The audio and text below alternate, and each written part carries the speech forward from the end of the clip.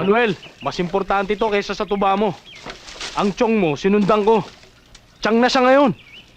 Si Tio Chris. Cristeta na ngayon. Ano? Uy, uy! Manuel! Manuel! Kapit! Akap sa balikat ko!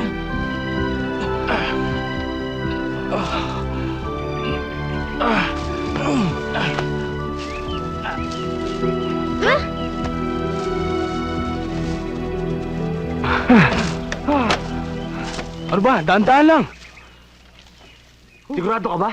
Oo. Yung tiyong ko? Oo. Nay! Nay!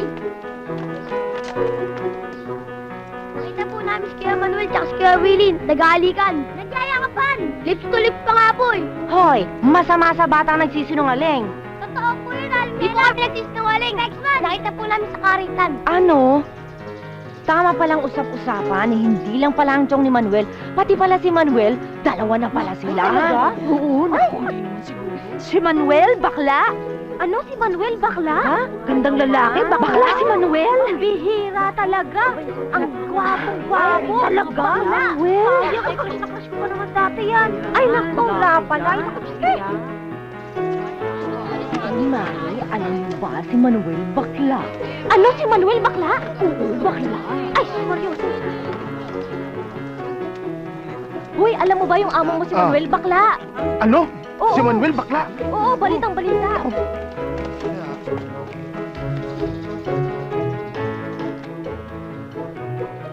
Si Manuel bakla. Ha? Si Manuel bakla. Ay, Diyos ko. Si Manuel bakla. Bakla? Ay, sus. Bakla raw si Manuel. Ha? Bakla si Manuel? Yan, para sa inyo yan, ha? I'm back. Bubot, alam mo ang balita? Na si Manuel ay bakla. Laki naman yan. Bakla si Manuel? Oo nga, Diyos ko, akalain mo ba naman yun? Kaya pala malalagkit ang tingin niya kay Pedring, ano? Ay, naku. Napansin ko sa ako. Nakatingin yata sa kwento. Ay, naku. Wala nang tunay na Wala talaga. Dalawang usap-usapan. Asan Wala, ayan na si Manuel. May problema ka ba? Huwag po, amo. Hindi po tayo talo. Ikaw ang aga-aga nakainom ka. Hindi po, kahit lasingin niyo po ako, hindi po ako papatol sa inyo.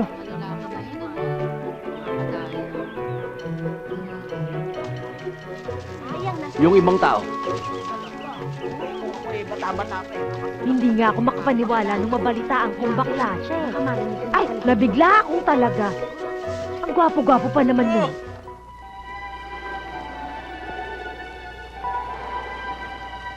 Ay, nako, Jessie. Magulo pa rin yung utak mo. Kaya ang mabuti pa, bago ka magsalita o gumawa ng isang bagay na pagsisisihan mo later, magpalamig ka muna ng ulo. You know, mag-isip-isip ka mabuti. Remember noon, nung maghiwalay kami ng asawa ko?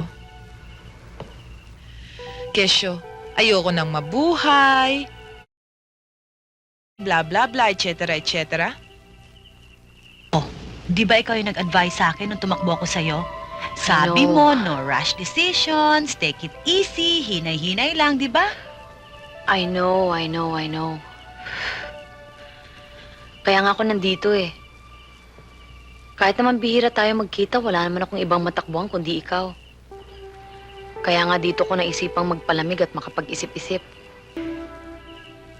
Nung mag-decide ka na hiwalayin mong asawa mo,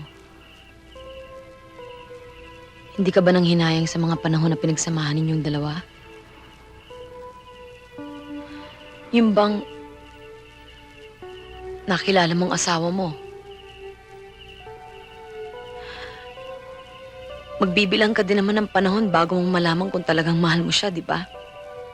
Pagkatapos, mamahalin mo nga siya.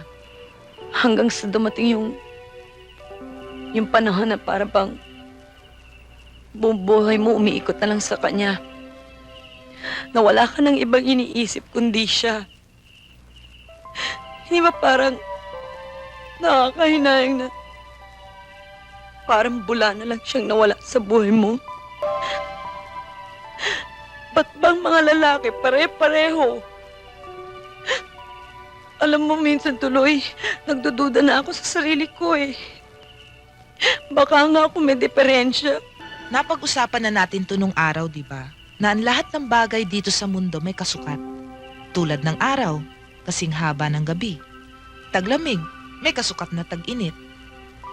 May dahilan kung ba't nandito ka ngayon, Jessie. Hindi si Richie ang katapat mo. Kung siya man, ang panahon ng tag-ulan, hindi ikaw ang kanyang panahon ng tag-araw.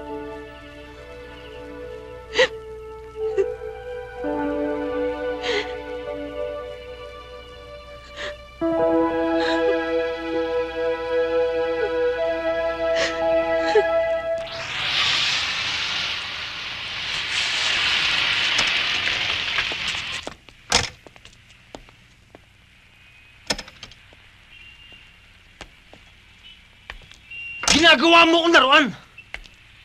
Hindi ako sa laruan na makintab at magara at kailangan mo ipagparangalan at ipag-ingit-ingit sa mga kaibigan mo! Ano ka ba? It was just for fun. Yeah, fun. Just for kicks. I didn't mean to offend you. Well, I was offended! Lagi kang lang ganyan. Lagi mo akong pinaparada sa mga kakilala mo. And it worked. Didn't it?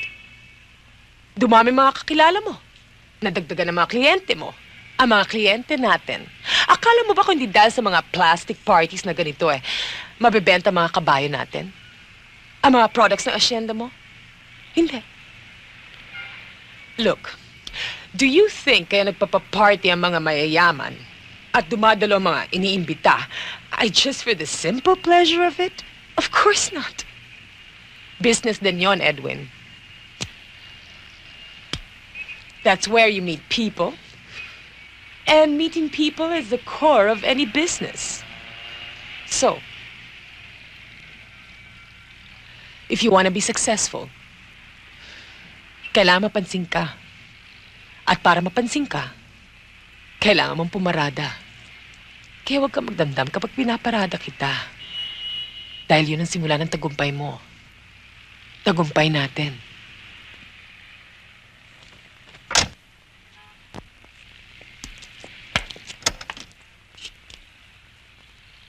Ano bang problema mo? Pwede ba pagod lang ako?